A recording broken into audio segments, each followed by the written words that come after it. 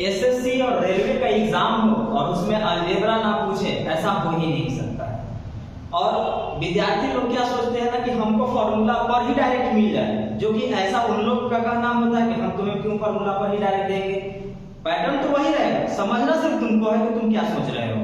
जैसे कुछ लोग सोचते हैं कि अब भाई हमसे x² + y² z² minus xy minus zy minus zx ऐसे पूछा है, हम कैसे बनाएंगे। आप ध्यान रखिए कि आपको ये सब सोचने की जरूरत नहीं है, आप जो कुछ जानते हैं बस वही अप्लाई कर दीजिए। जैसे अगर आपको a + b का होल स्क्वायर पता है तो a + b का होल स्क्वायर के रूप में क्या क्या हो सकता है सब सोचिए आप। a + b का होल क्यूब अगर आपको मालूम है और अगर उस पैटर्न पर दिया गया है तो a + b का होल क्यूब क्या होगा ये सोचिए आप। अगर a³ + b³ + c³ - 3abc के पैटर्न पर दिया गया है तो आप उसके बारे में सोचिए कि क्या हो सकता है। कोई जरूर थोड़ा है कि आपको a + b या a³ + b³ + c³ - 3abc ही आपसे पूछेगा। मैंने इसको आपको इतना इसलिए बताया ना क्योंकि आपको जो देगा आपको उसके बारे में केवल सोचना है और जो फॉर्मूला होता है वही लगा देना है। बस जहां तहां का चीज पूछा रहता है, डायरेक्ट नहीं पूछता है, बस यही फर्क है।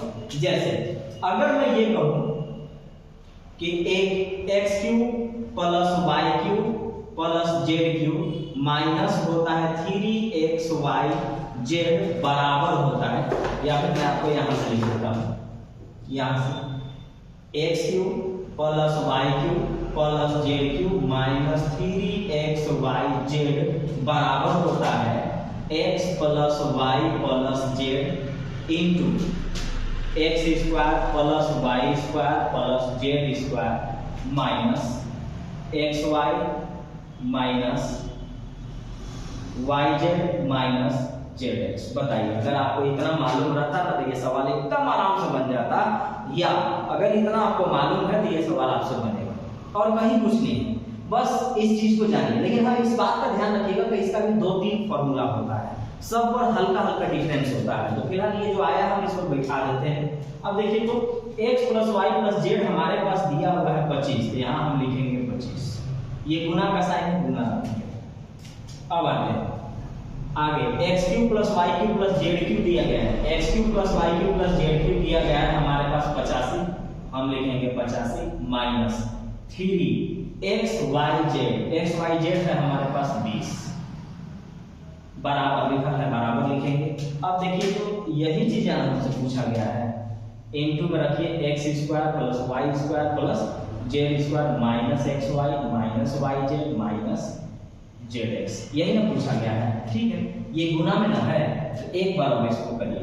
85 20 दिया 60 85 में से 60 गया, आ गया आपके पास 25 बराबर में ये लिखा हुआ है 25 गुने यही 25, तो 25 से एक बार में कटेगा, इन्हीं का मान आया, तो इनका जो मान आया वो कितना आ गया, 1 आ गया। बस अब आते हैं, ये किनके लिए था, ये उनके लिए था जो बिल्कुल डरते हैं अलजेब्रा से और वो फॉर्मूला लिख के बनाते हैं या फिर समझ नहीं पाते, उनके लिए। आप ऐसा एग्जाम में मत कर दीजिएगा, नहीं होगा ऐसा काम। ऐसा अगर आप कर दीजिएगा तो बड़ा गड़बड़ हो जाएगा, क्योंकि बीच में आप टाइम लगा दिए, आपको टाइम नहीं लगाना है, आपको ऐसे सोचना है। जैसे ही आप पढ़ेंगे आपको दिख जाएगा कि अच्छा a³ + b³ + c³ - 3abc के पैटर्न पर दिया गया है। एक तरफ से लिखते हैं, देखिए कैसे लिखते हैं। हमको फॉर्मूला लिखना है, a³ मतलब x³ + y³ + z³ दिया है 85 माइनस 3xyz, तो 3xy 20 दिया 60, डायरेक्ट लिखेंगे 85 में से 60 गया 25 बराबर x + y + z 25 गुने यही वाला करेंगे ये, तो यहाँ हम लिखेंगे नहीं, हम बल्कि ये लिख देंगे कि यही वाला जो पूछे हो 25 से कम 25 आंसर है, ऐसे बनाइएगा। ठीक है ना, फॉर्मूला हम लिखेंगे इसलिए ताकि हर कोई समझ सके, लेकिन फिर एक सॉल्यूशन आपको ऐसा देंगे जो आपको एग्जाम में जो जानते हैं वो बना सके, आंसर है।